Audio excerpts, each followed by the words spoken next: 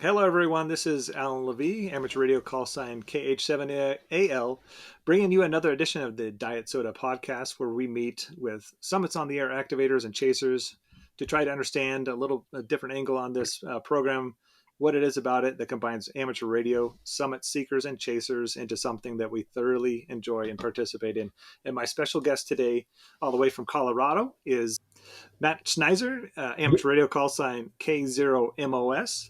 And Matt hails from Colorado, like I mentioned, in the W0C. He's the association manager for Summits on the Air there, and has over getting darn close to 4,000 activator points. And he's the number 2 activator in Colorado. So, welcome, Matt. Thanks for joining me on this 4th edition of Diet Soda. Thanks, Al. Nice to meet you finally. Yeah, I know. We've corresponded a few times and helped coordinate a couple Yep, activations, and it's correct. always great to finally put a name to a call sign and A a face. Yep, face to the call sign. Like that's the whole point of this, to let everyone kind of, we take for granted all these call signs, and our exchanges on Summits on the Air and Parks on the Air are very, very short. And so very. unless you're nearby, get a chance to meet somebody, that's about it. We understand. We Mm, hear their call sign or their voice, and we recognize them out of the pile right away. So great. great. Yeah, just thank you very much for being on the show My today. pleasure. My Thank pleasure. you. And so if we can just kick off, I don't think that accent's from Texas. It's somewhere maybe a little Wyoming. more. Matt, where are you from? And give us a little background on your ham journey. Yeah, sure. I grew up in Basel, Switzerland. It's in the north, the German-speaking part of Switzerland, right where Germany, France, and Switzerland touch each other. Uh, Population about 250,000 people, so it's rather small, but Switzerland is small. We only have, or now it's probably 7 million people on a very crowded piece of land. And that's one reason why I'm now in Colorado. We are still 6 million people in Colorado, but we have a little bit more real estate to play with. So I got into ham radio in 2010, did my tech license, upgraded the same year to general because VHF, UHF, and repeater work wasn't really my cup of tea. And after a lot of research, I thought I only need one radio, multimode, multiband, and one antenna system, and I'm good for the rest of my life. Bought the Yaesu AT817 body pole antenna system, and so I could be portable on my travels and on my outdoor activities. And learned on my first trip overseas that the CEPT countries are not really accepting a general license as the Mm. equivalent of their HF license. So I had to upgrade in 2011 and to extra, and now I'm free to travel and with my radio and play wherever I go. Well, not everywhere, but Yeah. a lot of countries. Okay. So So that's basically how I got into ham. Soda is a different story. I stumbled across a video of Steve, Whiskey Golf 0AT in Colorado Springs. He activated for Soda, and Soda was pretty new in 2011. I sent him an email, and it just made sense to me. QRP, going to the mountains, away from the noise, high elevation. I took my mountain bike the next day and drove up Horsetooth Mountain as far as I could, hiked the rest of the way, made 13 contacts before my batteries died. But good enough.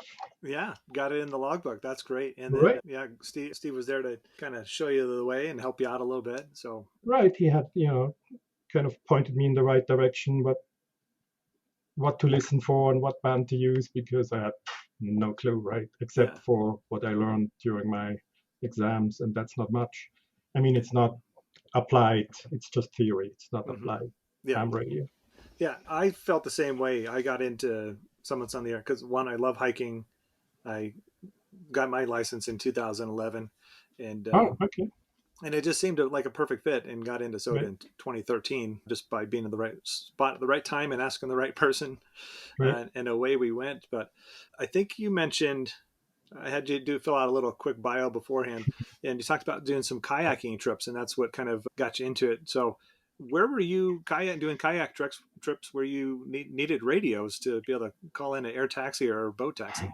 Well, the first time I used radios was in Alaska. We did extensive trips up in Alaska, sea kayaking, river kayaking, all kinds of stuff. And typically, you fly in with a little tiny airplane. It drops you off somewhere, and if you're lucky, they pick you up, right?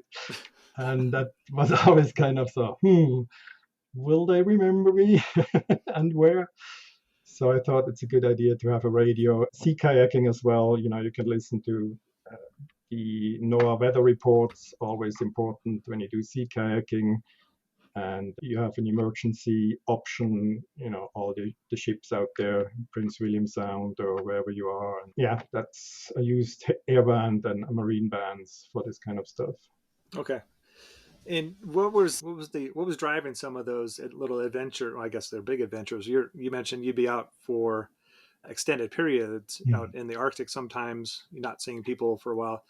Where did that drive from to go seek that remoteness?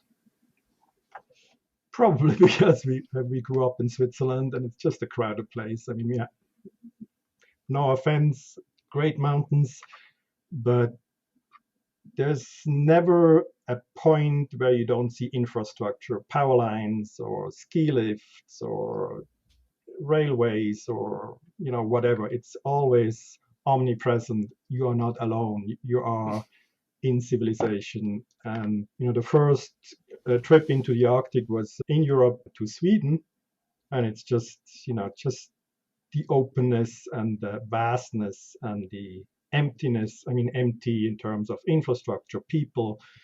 You just forget. It just feels right. It's just how the world should be. It's just there, and you have very basic needs: food, water, and where do I pitch my tent? And next day, same thing: food, water, where do I pitch my tent? And it's just so basic, so relaxing, and so peaceful. And so we extended our trips, and went towards kayaking because you can cover a lot more ground at the same time. You can carry a lot more food and all this stuff, so you can extend your trips basically. Okay, great. Yeah, I've spent some time in Alaska. I was stationed up there for 3 years and got to fly around to some remote radar sites while I was Where were you stationed? At Elmendorf in Anchorage. Okay. And so we got to go Is out that to where the Eagle River flows through? Yes, it goes into okay. the been there. Yeah, kayaking. And it's a massive state with a whole lot of nothing. Whole lot of nothing. When you were up there, that was before ham radio. Yeah, that was before. Okay. Yeah, that was in the 90s, basically. Yeah. There's just a ton of summits that will probably never get activated up there, but maybe. Right. And I think I sent you a picture, one from Alaska, and as soon as they established the association in Alaska, I went back into my pictures, and because we did a lot of hiking too, and remember this one, remember this one, remember this one. Not that I was up there, but at least I saw them, and it's beautiful country. Yeah, there's sure. A lot of those summits are glacier carved, so you have some sea level basically to the summit, so some tough goes and probably a lot of bushwhacking. And very dense vegetation and mosquitoes this size. Yeah, and critters that want to gnaw on you possibly. So yeah, and your kayak. Yep. Yeah. Really? You had somebody try to chew on your kayak? Oh yeah, all the time. Oh goodness. Yeah. Okay. I have the marks to. Oh, no, the kayak has the marks to prove it. Yeah. Well, you made it through that. Besides the critters that wanted to chew on you and waiting for air taxis or boat taxis, so you got lucky enough to make it home. What are some getting into the summits on the air aspect and that first activation? A bunch since then. How many? What are some of your? Do you have a couple of favorites that kind of jump out at you? I know when we'll take a look here at your travels, you've gotten it out to Europe, Tasmania, VK land down there. So I'm highly envious of those. I'd like to hear about some of those, but any of those that jump out at you, some of your favorites? Yeah, and you have to put them in categories, and there's always the first, of course. You remember that. I remember, the first DX I had from Europe, one of my regular activators, chasers, which was just amazing for me. Yeah. I could hear him from the other side of the pond. Then there are all the, I call them big achievements, the hard, tough hikes, 15, 20 miles, 5,000 feet elevation gain, where you just hardly get back into bed when you come back, but it's a satisfying feeling to be able to get up there on a day without lightning, and you survived all this stuff. And then you have some that are just spectacular from the landscape, the views you have. And I send you some picture from Tasmania. I mean, it's one of my favorite places I've ever been, including one from Alaska. I sent that to you too. It's kind of the feeling, if I die right now, I don't really care, because that's it. It's just peaceful, and the universe makes sense to you, and normally it doesn't. That's great. Or at I've least to always me. always wanted to make it to Australia. When I was in, or my family growing up, we had an Australian exchange student that opened Cool. my eyes to that part of the world, and we also had one from the Netherlands and Scotland. So to me, from a small town in Western Washington, be able to hear their stories and kind of made the world a little smaller. And I've always wanted to get to. So Tasmania is definitely now on the list. I would love to Highly New recommend it. Zealand, Highly Australia. recommend it. Yeah. Maybe when we get some kids out of the house, I can afford it. So Give them up for adoption, maybe. yeah. Craigslist. Any kidding, just kidding. It's all good. Any of those? You ever gone up to summit and forgotten something, or maybe just had a significant challenge you faced while you're on an activation, and how you had to overcome it? I never forgot anything. I forgot my mask once on a summit, and I realized that when I just came back to the trailhead, wanted to go into my car, and I thought, did you collapse the mast? And I was supposed to pick up my daughter from school, so I called my wife, said, could you please? And I went back up and collected my mast and cleaned up my mess. But vice versa, I never forgot anything. Obstacles, I mean, back to Tasmania, I remember one summit I completely missed, and we were on a different summit, and it just was error in navigation, dense brush, and you just try to get basically through the brushes where you can, where it's kind of the least resistance, and then all of a sudden you're on a ridge, and I think that doesn't look right. Oh, no. So you have to backtrack a couple of miles, and finally we ended up on the right one. But it's overcoming certainly the tough ones. They are tough for a reason. You're kind of tempted to give up or something. That's where it helps when you have a partner who is very pushy.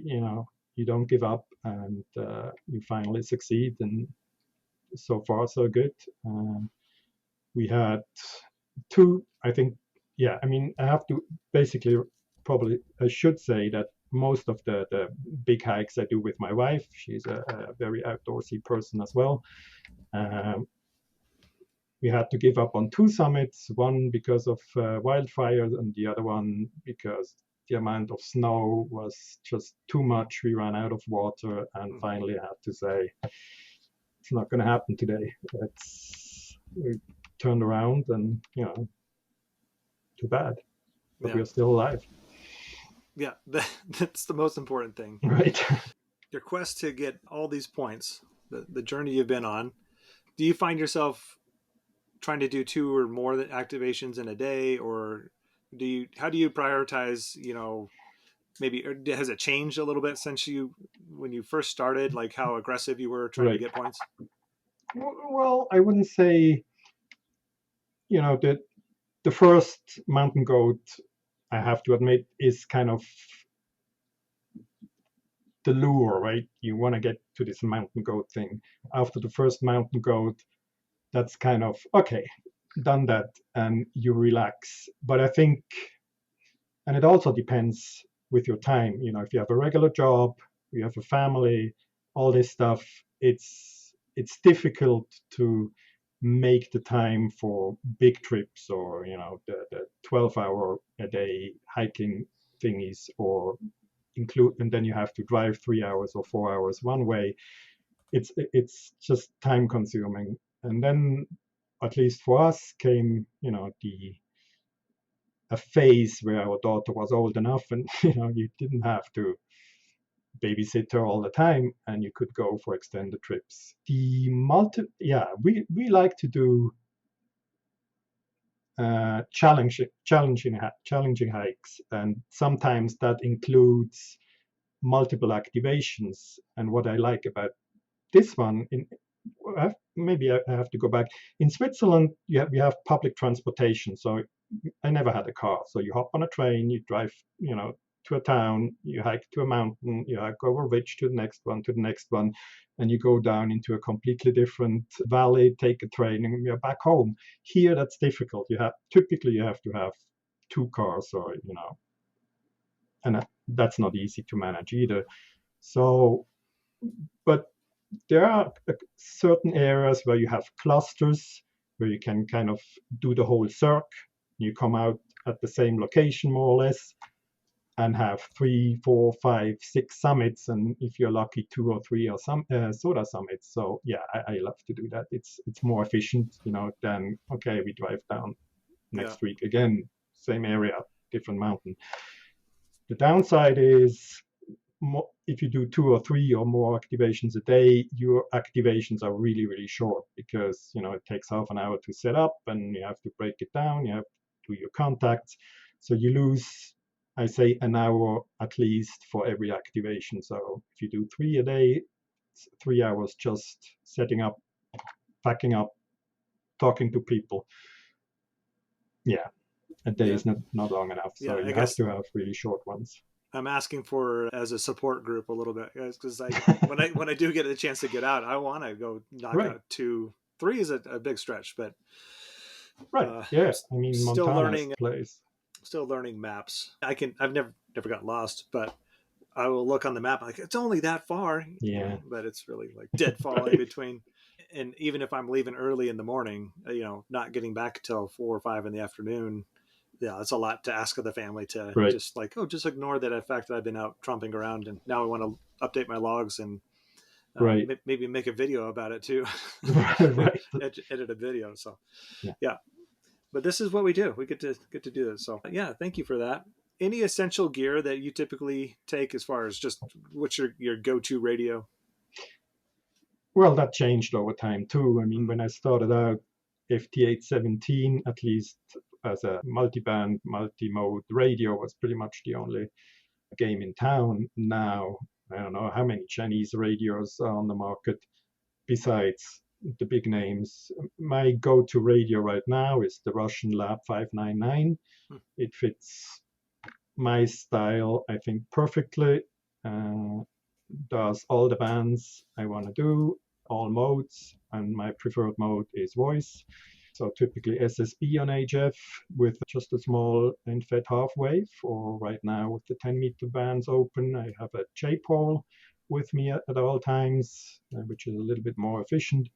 That's, from a radio perspective, that's currently, or for the last 3 years, my setup.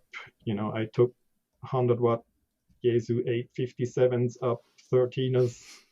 Yeah, I learned my lessons. you feel that in different places of your body when you do that, right? Yeah, right.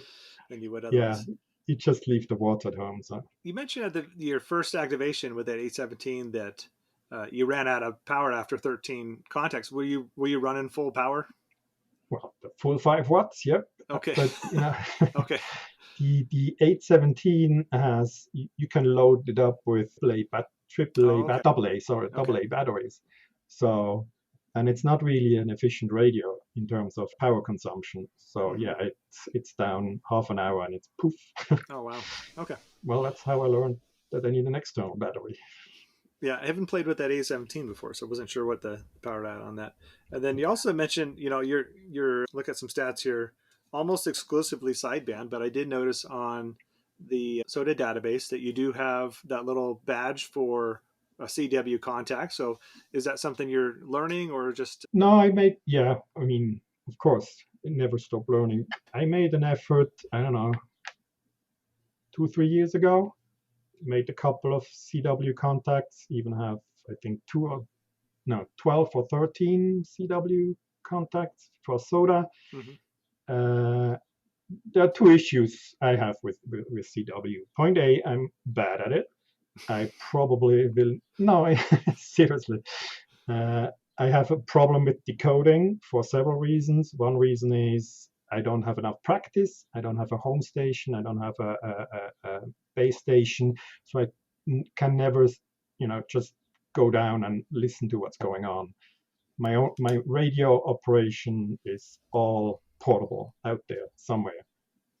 Okay. And I want to get to that because that's very unique as well. But I've noticed too that I'm glad that you're mostly sideband because I think a lot of SOTA it when you look at the alerts or the right, spots, it's CW, largely CW, CW. Yeah, CW, CW, yeah. and I think that could be a barrier for people wanting to get into this niche I of the hobby a agree. little bit. That's my excuse for saying, I'm an SSB Yeah. operator, voice operator. Now, the other thing I wanted to mention, what kind of bothers me with CW is there's no personality, if you ask me.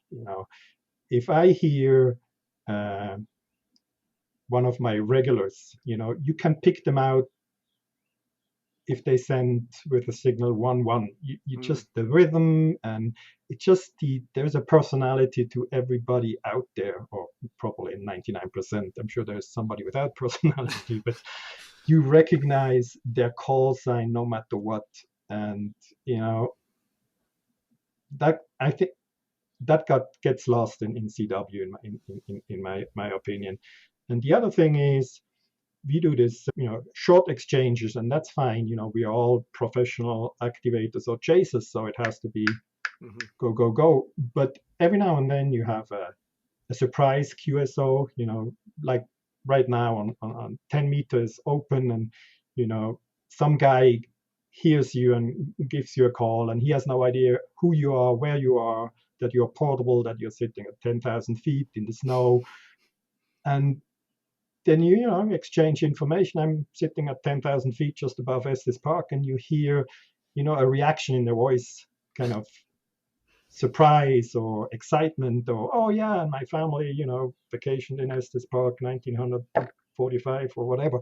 It's just, yeah, kind of gives a personal touch if you hear a voice, and it's different, at least to me. I can see what you're talking about. It gives a opportunity to expand on the There's conversation. that, right, there's information between the words. Hmm. It's like looking you in the face. You communicating with your body language and Yeah. everything, and you communicating between your words, and without, you can be sarcastic, for instance. So that's information, right? Can you be sarcastic over CW? I don't know. I probably find a way. Being former military, I could probably find a way. So I know some of our CW listeners are like, I can tell No, if I'm somebody's grumpy. sure, right, It's a lot, more subtle, I guess. I could definitely, right. I can. But I There's will some. never reach this level. I'm too old for that. Even if I practice for the next 20 years, I will never reach this level, I I think. can. You could. I believe in you, Matt. Thank you. I could tell from when I first started 10 years ago trying to learn CW. I definitely SOTA has helped me a ton with just being able to quick back and forth and exchange. And before it was like if anyone sent anything outside of the normal, Right. I It's was kind of, like, oh, was wait a that my minute. was that my name? I Right. didn't even recognize my name. So I'm starting to pick up some of the little nuances like fine business and that kind of thing. So yeah. Right. I mean, bottom line is the whole soda experience is, should, or for me, it's to relax and to have a good experience. CW for me is still stressful. I can't just set up my equipment and, okay, let's go. Yeah. I have to set up my equipment, and then I have to, okay, breathe. Okay, what's my, oh yeah, da da da da da. Oh yeah, that's my, I have to get into I have to focus and really focus, and it's tiring. I totally agree. It's It's CW is a whole other thing. It's mentally taxing, and then if you're at altitude with oxygen deprivated right. and tired from a No, long hike, absolutely. it is I a mean, true marathon, even mental voice, marathon. I sometimes start babbling. Okay, don't forget what I just said. That doesn't make sense. I've been there. I've been only been on a handful of 14ers, but Yeah, or above 11 even, and you can definitely tell like, yeah. ooh, yeah, I need to take a break. Just it wears on you for sure. Yeah, going back to that, you don't have a home station? What? Nope, Just keeping nope. it portable. That just forces you. You got to be on the mountain to play radio, huh?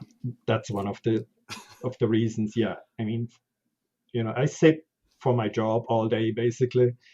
I don't need a hobby where I sit in front of another piece of equipment and just turn a couple of knobs. It's would be too tempting.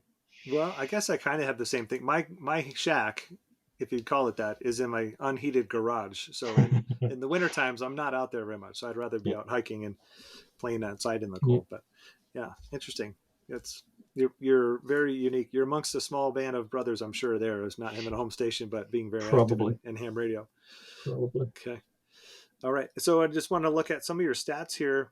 Like I said, as of today, I don't know if you logged that last one, Nope. 3,792 and counting. So three-time GOAT. You have been pretty impressive in as far as you're at least, you're out there a lot.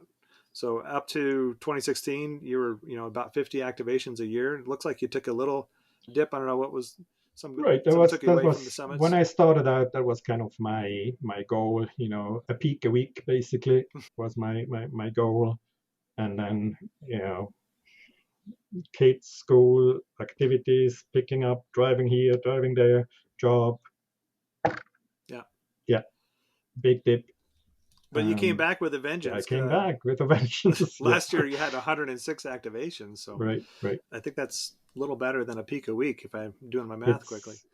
That's when I went up and said, okay, let's do 2 peaks a week, and it worked out. Nice. I love that. Peak a week. It just rolls off the tongue. Right. When, um, when did you fit in some of these other, you've been over to Europe and activated there, like we said, mentioned down in Australia.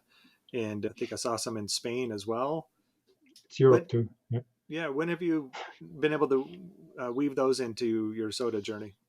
Well, point A, I traveled and my wife travels for business quite a bit, and whenever there's a chance to have a new association, I'm very eager to go, or to carry her luggage or whatever. And that's how I got to Spain, and there was a conference. Was a conference, or several actually. I was over there 3 times to accompany her, and then we attached the Tasmania thingy because I always wanted to go. And since we are already over there, it's kind of a no-brainer. Well, if you need anybody else to help carry bags, just let me know on the next one. I Okay. will relay your message.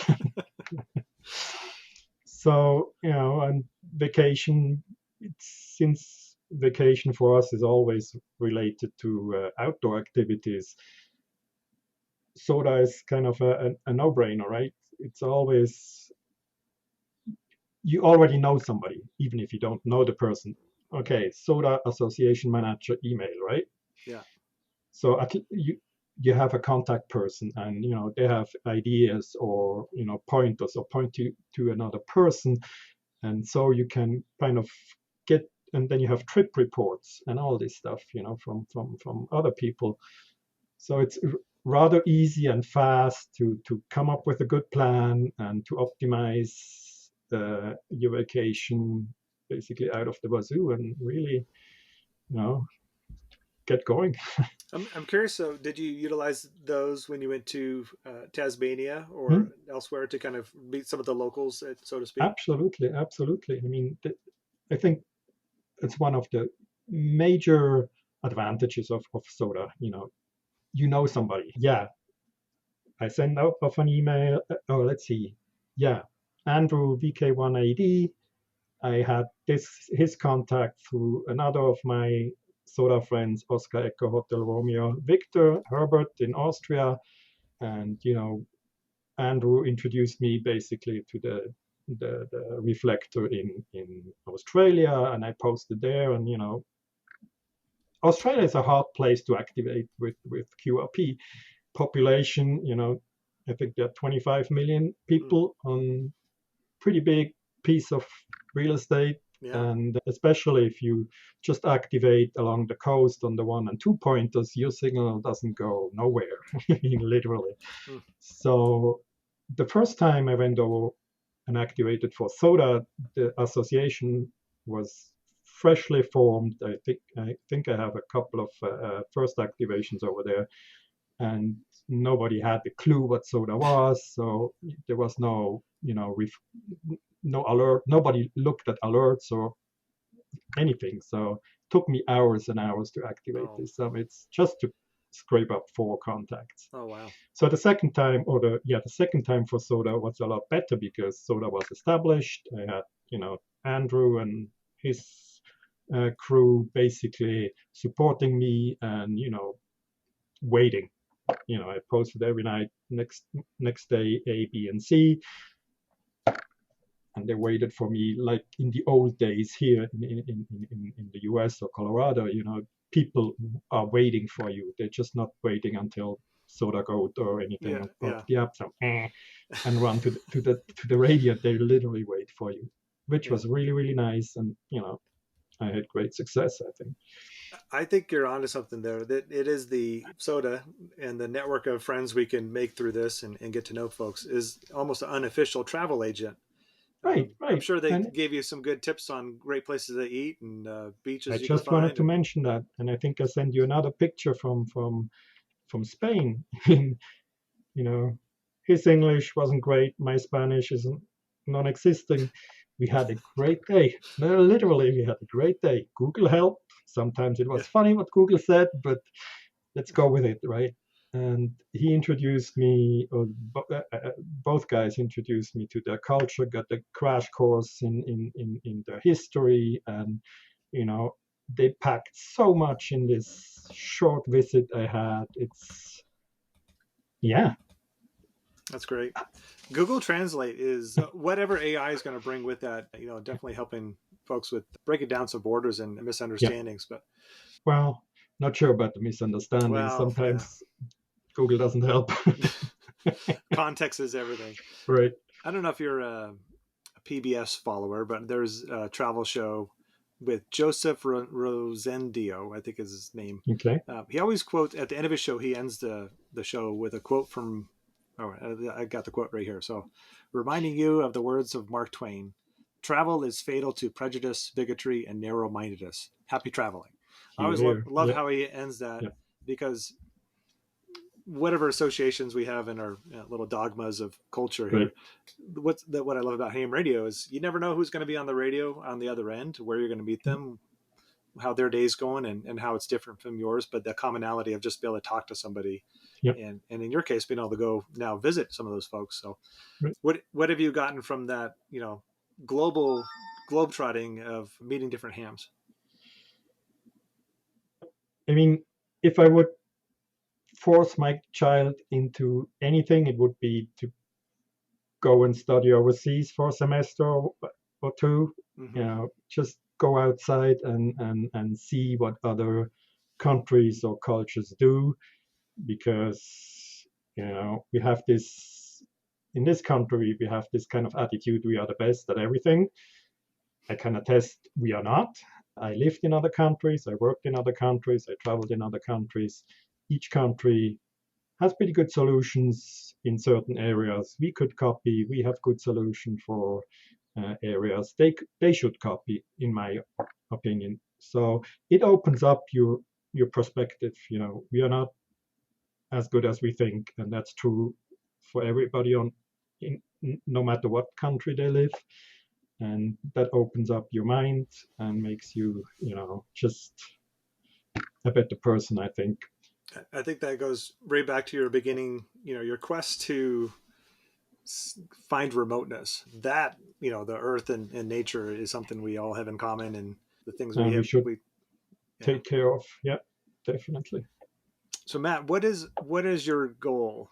Like you're two a week now. Is it when? How long are you going to keep doing this? And what is there a finish line, or is it just this is just life and what I enjoy doing? Well, I hope I will continue doing this. I mean, being outdoors, that's, I grew up with that. You know, in our family, we always had to go out on weekends to hike.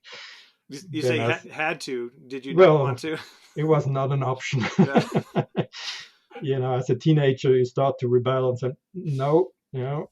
But when I met my wife, or back then girlfriend, being an outdoor person and starting doing outdoors our way, you know, and to places we wanted to see, like the Arctic and stuff. It's a lifestyle, and SOTA fits perfectly into it.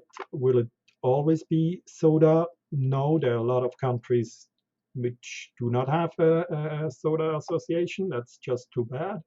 You know, I'm planning trips as we speak to such countries, and that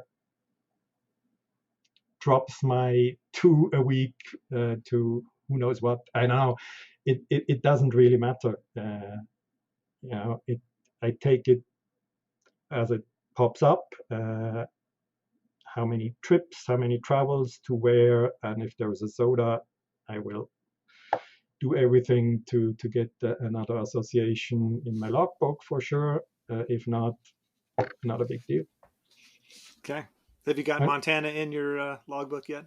Or no, okay, there's opportunity. yeah, there's yeah. I mean, Wyoming, Montana, Idaho, There's Washington.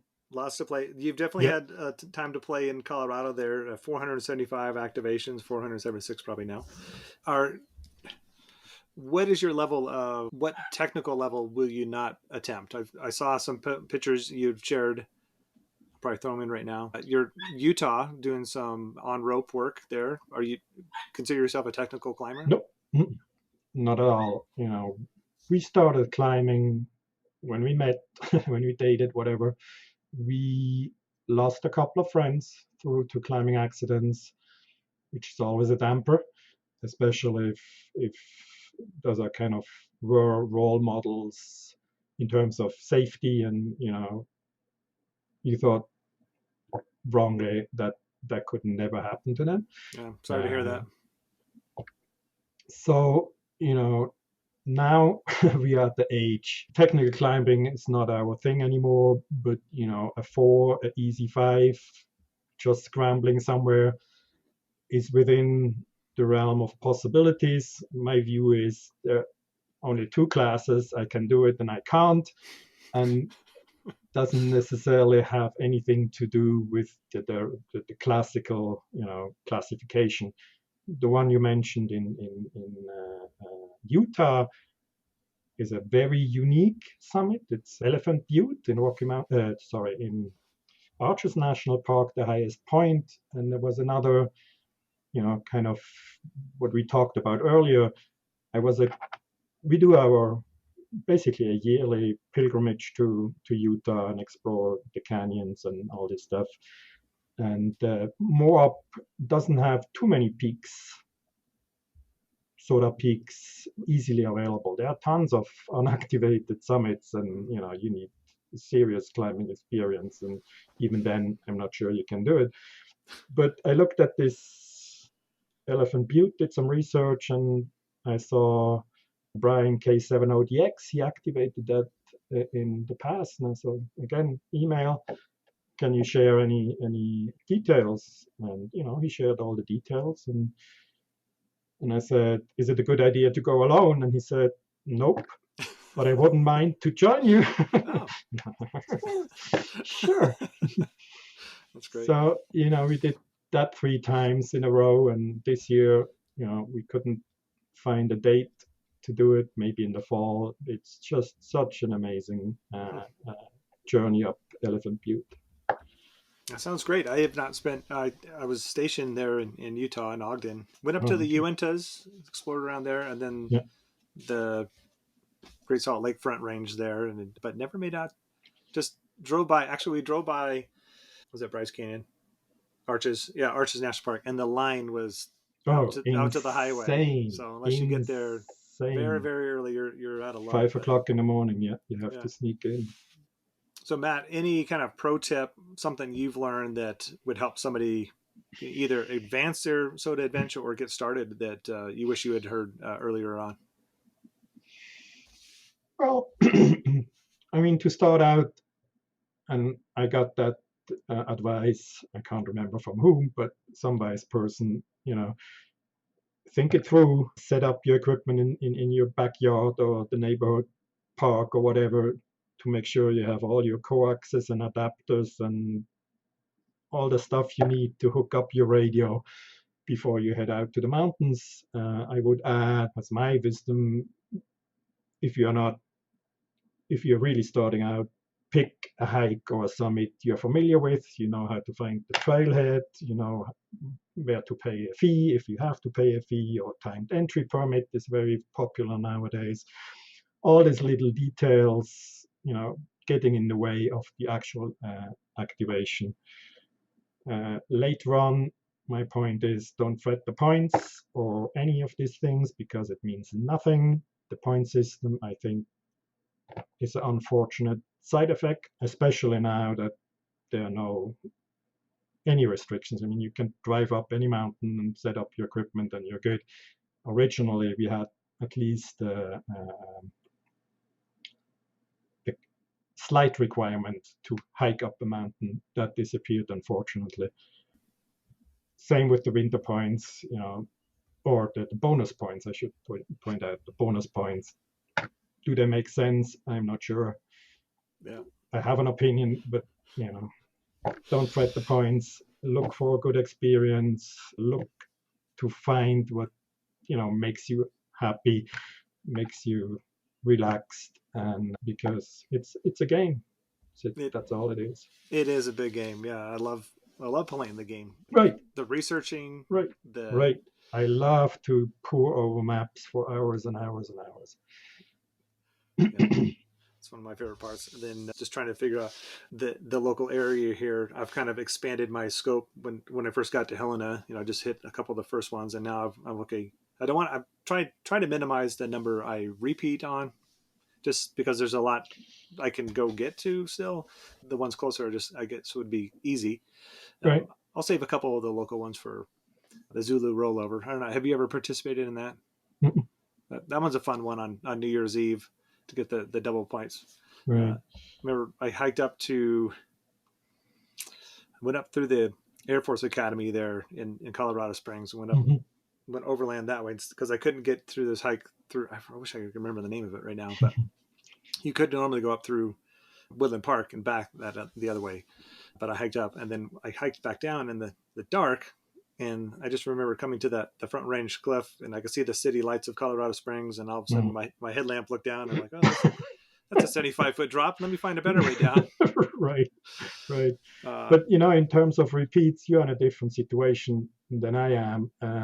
So how I approach my soda season, which is basically the whole year, is I try. I have a list. I have several lists of several summits. Not all of them are soda related. We have the Rocky Mountain National Park right behind the house. So one list is all 13 and 14 on the Rocky Mountain National Park. Only half of them qualify for soda. So there are still enough summits in the Rocky Mountain National Park for me to hike without playing with the radio. So I'm planning, a couple of big ones, 3, 4, 5 big ones.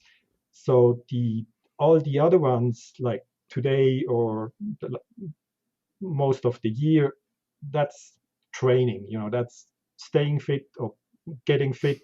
And there's not a week, I think, where I not adjust something in my regular pack, little things like, okay, if you take the rubber band of this piece and put it in the right pocket, that's more efficient to find, because I like to have everything at the same place than last time. So, I can basically set it up and break it down in the dark or in the snow or whatever. It's every, and I don't want to, oh, where is it? Did I put it in this bag or is it in my jacket? Or it has to flow for me. It has to smoothly flow the whole process. So I'm adjusting every week, and if I activate with somebody else, see a little tiny trick or something, I try it out next time. Does it work for me? If yes, adopt it. If not, no harm done. So I hope to be there someday, Matt, with that dedication to knowing where. You wouldn't want to hike with me right now. A lot of times I'm switching backpacks because depending on oh, in that's the the wintertime, worst. That's just the worst. in the wintertime I will pack, more because just in case I get stuck somewhere, I want to be able to Right. not freeze. Right. So, but in the summertime I'll switch to more of a day pack. And then just making sure, okay, did my little first aid kit? Do I need that? Anyway, you mentioned you're a year-round hiker, and have you always done that with Summits on the Air? Mm-hmm. And so I have a lot of people that were like, "Why do you go hiking in the winter?" I'm like, "Why not?"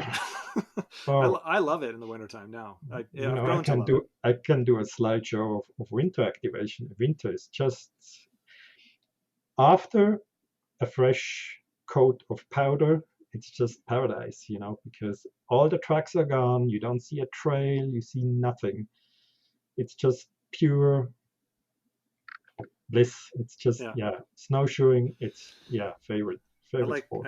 one of my favorites is just when there's a light snow where it just dampens. There's no sound at all. It's just very Right. calm, and it's one of my favorites as long as it's not blowing sideways. 100 miles an hour. Right. The downside of snow obviously is you never know, how much and the consistency. Is it cement-like or is it powdery powder? And sometimes that gives you a surprise and makes you work really, really hard. Yeah. Sometimes it's It, just do you have to be in Colorado? The summits you're hiking there in the wintertime. How cautious of you are getting into any avalanche zones? oh yeah, no, I'm not even going near. I don't have experience in avalanche areas in this country. We did a lot of in Europe. You do touring skis. It's not very popular here. It's kind of like regular skis, and you unhook your binding and you can unhook your heels basically. So you hike up in the morning, and then you have this powder. It sounds amazing. I think It is amazing. I've seen some videos recently with K6 ARK. I think out in California doing that, and Right. not that But I need something else to put into my hobby, blender, but it sounds like but that fun. needs, that requires additional skills. Like, you have to be familiar with the certain areas, with the snows and the slopes and the steepness, and we never picked it up in this country, so I stay far away from potential avalanche areas. Okay. Don't even touch it. What app do you use, or are you using an app, or just pre-alerting yourself? I'm no longer alerting. Okay. It For me as a voice operator, there's no advantage to it. It has a few disadvantages I'm Mm-hmm. not going into. Yeah, no, I'm not alerting. It gives me more freedom. When I set alert, I think my Swiss genes want me to be on time no matter what, and that no, seriously, that can't be unhealthy. Let's put it that way. So, not announcing when or where Just works for me right when you now. are, you'll alert that I'm you're there. there. If I'm there, yeah. Or If I'm spot there, yourself. if not, I'm I not. I did just put in the SotaGood app. I added you to my alerts, so when Okay. you spot, I don't think I have you in the log yet. Nope. Colorado from Montana is it's hit or miss. So sometimes Yeah. I'll get KXOR 0R, and Oh, then yeah. Well, he's a beacon, right? yeah, So, pretty much. Yeah, I think the alerts thing, I always feel bad about it because like if I know there's some people that are probably watching the clock and not realizing, and I had to take a different route, or there's more deadfall right. I had to run into, and Right. I find it amazing when I actually show up on the time that I said I was going to. No, I was typically very punctual. Yeah, But again, that's, all right, I have to get going. And you don't You see a couple of elks, you can't just linger with the elks. You have to Yeah. go. I have an appointment. And similar things. In winter, it's almost impossible because you have no idea snow conditions. You go around the hill and it's completely different, and so all of a sudden it's 3 feet instead 2 feet, and it takes you an hour longer. So it defeats the purpose for me. It doesn't help at all. Okay. Well, let's see here, Matt. We're coming up on rounding up to an hour here. Kind of just roll into some final thoughts. Any concluding messages or words of encouragement for folks interested in or advancing their SOTA journey? Well, encouragement, just do it. It's just do it. if you are the slightest interested in outdoor activities like hiking or running in the mountains or anything, and you have a radio at home, you should give it a try. Worst case scenario, it's not your thing, but at least you tried it. It can be very addictive, so be careful. Yeah, definitely, just give it a try. Okay. And I know you've got a bunch of videos on YouTube. You did a bunch early on. I've watched a bunch of them. I think they're great. I know you emailing back and forth. You're like, you're thinking about deleting them. I'm like, please don't. Somebody will find some goodness in them. Right. So. The problem, there are several problems. One problem is they're all outdated. Over the last 13 years, so much changed in terms of access to trailheads, or the trailheads moved to a completely different location, or you can no longer go to the summit from this trailhead. So, I don't want to be on a blacklist somewhere because I drove 3 hours to this and you said I can get up to the summit and I can't. And then, the let's say technology changed a lot over the last 13 years. So, we have stabilized videos and, mine are not stabilized and kind of shaky. And I also tried, my purpose was kind of trying to give a potential activator an idea what he's going to expect. What can he expect in terms of, how does it look? How is the summit? What do I have to pack for this specific summit? And not necessarily the ham approach, like, oh, that's how I talk to KX0R, and that's how I talk to. There are enough of those videos. And I think YouTube has enough SOTA and POTA videos right now. Yeah, mine are, I don't want to recreate my activation. I just more so just chronicling the landscape, right? Part of the journey. I guess I've subconsciously done the same thing and try not to point out, okay, this is how you get there and that kind of thing. So more so just capturing what nature has to offer and a little bit of ham radio in the background. I think so. Right. But yeah, you've been in some amazing places. Keep taking pictures. You have some amazing photos that we'll share throughout this video here. So, Matt, if being the association manager, people want to come to Colorado or in Colorado, please do. How's the best way to get folks in touch with you? They want to learn more about your story or just to get into SOTA. Yeah, contact me via .com. My email is always current there. If you're planning a trip to Colorado, please feel free to contact me for tips or any questions you have about Colorado. Happy to help or point you to somebody who can help you. Colorado is an amazing state. If you like the outdoors, if you like hiking, if you like whitewater kayaking, anything like that. Maybe Montana's even better, but we'll explore that sooner or later, I guess. Yeah, Matt, really appreciate the conversation today. Hope to get a summit with you very soon. If not, let's do that. My son has some friends still in Colorado when we were there, so looking for an excuse to go back there. And if the schedules match up, it'd be great to meet up and or get on a summit together. So I'm on the way. You have to come to Boulder, right? There you go. Exactly. Thank you very much, Matt. All right. Thanks, Al. Catch you on the next one, 73. It was great talking to you.